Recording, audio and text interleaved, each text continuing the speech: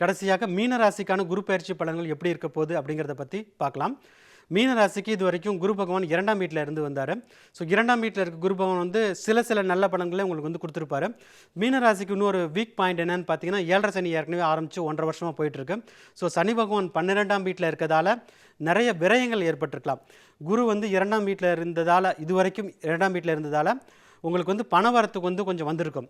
ஒரு சில பேருக்கு வந்து ப்ரொமோஷன் கிடச்சிருக்கலாம், இல்லை ஒரு நல்ல ஒரு ஜாப் ஆஃபர் கிடச்சிருக்கலாம், அந்த மாதிரிலாம் ஒரு நல்ல பலன் கிடச்சிருக்கும். ஆனால் அந்த வர்ற பணமெல்லாம் 12ல் வந்து சனி இருந்ததால் வீண் விரயமாயிருக்கும். ஸோ அந்த மாதிரி சுச்சுவேஷனில் தான் இந்த ஒரு குரு பயிற்சி வந்து உங்களுக்கு வந்து ஆரம்பிக்குது. குரு பகவான் வந்து இப்போ 2ஆம் வீட்டை விட்டு 3ஆம் வீட்டுக்கு போகிறாரு. ஸோ 3ஆம் வீட்டு குருங்கிறதே வந்து ஒரு பிரச்சனைக்குரிய இடம் தான். ஸோ இது வரைக்கும் வந்து சனி பகவான் வந்து பிரச்சனைகளை கொடுத்து வந்தார். இப்போ குரு பகவானும் பிரச்சனைகளை அதிகமாக்கி கொடுக்க போகிறாரு.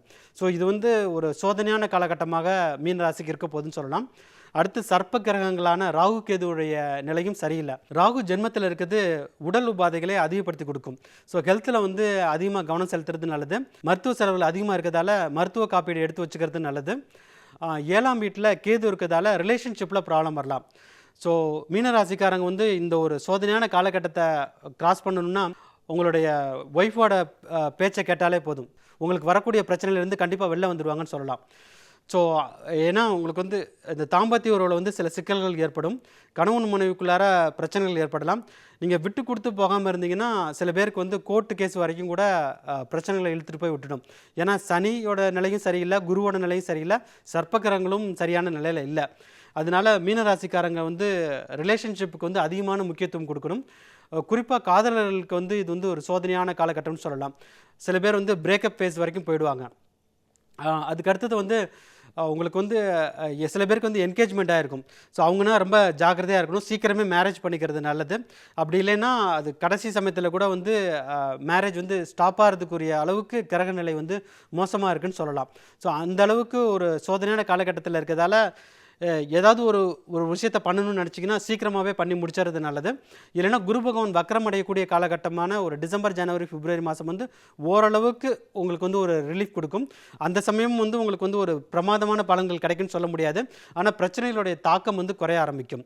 ஸோ மீனராசிக்காரங்க வந்து ரொம்ப கவனம் செலுத்தக்கூடிய ஒரு விஷயம் என்னென்னு பார்த்தீங்கன்னா ஹெல்த்து, அடுத்தது ரிலேஷன்ஷிப். இது ரெண்டும் வந்து ரொம்ப ரொம்ப முக்கியமாக பார்த்துக்கணும். ஏன்னா வேலையில் வந்து பிரச்சனை எதாக இருந்தாலும் வந்து அடுத்து ஒரு வேலை கிடச்சிட்டா அந்த ப்ராப்ளம் வந்து சரியாயிடும். அதே மாதிரி பணம் வந்து உங்களுக்கு வந்து ஒரு சிக்கலில் கொடுக்க போகுது. பணப்பிரச்சனை கண்டிப்பாக வரதான் போகுது, பணமும் சிக்கலை கொடுக்க போகுது. ஆனால் பணம் லாஸ் ஆனால் கூட வந்து உங்களுக்கு வந்து அதுக்கு அடுத்து வரக்கூடிய டிரான்சிட் எல்லாம் நல்லா இருக்க போகுது. அடுத்து குரு பகவான் 2026 7னா உங்களுக்கு வந்து கடகராசியில் உச்சம் வரும்போதெல்லாம் உங்களுக்கு வந்து நல்ல பலன்கள் கிடைக்க ஆரம்பிக்கும். ஸோ இது வந்து ஒரு எல்லா ராசிக்கும் இருக்கக்கூடிய ஒரு சோதனையான காலகட்டம். அது வந்து உங்களுக்கு வந்து இப்போ வந்து ஆரம்பிச்சிருச்சு. ஸோ அதனால் அடுத்து வரக்கூடிய வருடங்கள் வந்து நல்லாயிருக்கும். ஆனால் இந்த ஒரு குரு பயிற்சி வந்து அவங்களுக்கு வந்து சிறப்பான பலன்களை வந்து கொடுக்காது. ஸோ இந்த சமயத்தில் வந்து குறிப்பாக நீங்கள் பார்த்துக்க வேண்டியது ஹெல்த் அண்ட் ரிலேஷன்ஷிப். ஏன்னா இது ரெண்டும் திருப்பி போனால் வராது. ஏன்னா வர்றதுக்கு வந்து நிறைய காலகட்டங்கள் ஏற்படும். ஸோ பணமும் வேலையும் திருப்பி போனால் கூட நீங்கள் வந்து அது வந்து சம்பாரிச்சிடலாம். வேலை போனால் வேலை கிடச்சிரும், பணம் போனால் திருப்பி வந்துடும். ஒரு ஸ்டேஜில் வந்து உங்களுக்கு வந்து திருப்பி வர ஆரம்பிச்சிடும். ஆனால் ஹெல்த்தும் ரிலேஷன்ஷிப்பும் போனால் உங்களுக்கு வந்து திருப்பி வர்றது வந்து ரொம்ப கஷ்டம்.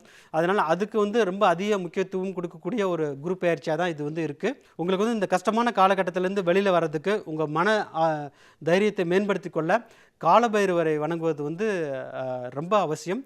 காலபைரவ அஷ்டகமும் நீங்கள் கேட்கலாம்.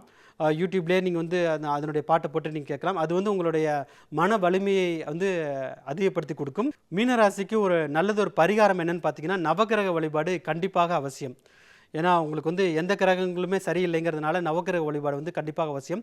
காலபைரவரை வணங்குவது வந்து உங்களுக்கு வந்து மனதில் வந்து தைரியத்தை கொடுக்கும். இந்த பிரச்சனைகள்லாம் வந்து கிராஸ் பண்ணி போகிறதுக்கான தைரியத்தை வந்து காலபைரவர் வந்து உங்களுக்கு வந்து கண்டிப்பாக கொடுப்பாரு. ஸோ அதனால் காலபைரவரை நீங்கள் வணங்கலாம். அடுத்ததாக உங்களுடைய முன்னோர்களையும் வணங்குவது வந்து நல்லது.